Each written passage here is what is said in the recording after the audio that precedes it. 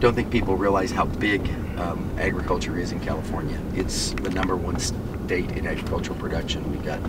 It's a $45 billion business. It's twice as big as the production in Texas, which is #2. So you talk about the drought.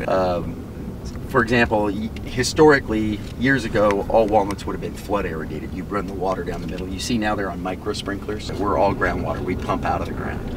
We have wells, and so far they've held fine. I'm worried though, if we don't have a big winter, we won't recharge that aquifer. If we don't recharge the aquifer, we've got a problem. It'll be very expensive. You turn on some of these wells and they can be extremely expensive.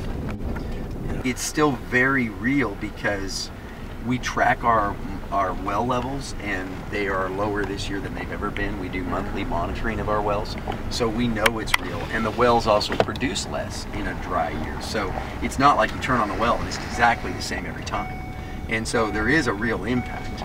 We know that next year, if we don't replenish that aquifer, then we will have to even make more significant changes. If we have another dry year, it may be more ground that's fallow, more ground we can't grow crops on.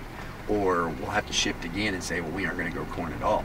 Well, this year compared to last year, we have had higher feed costs at the livestock enterprises because we don't grow all our feed.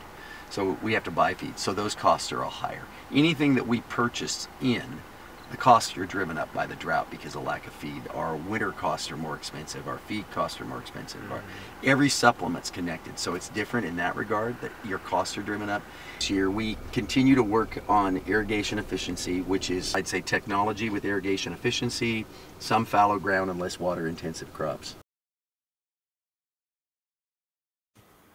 For more information on our stories, you can go to theorion.com.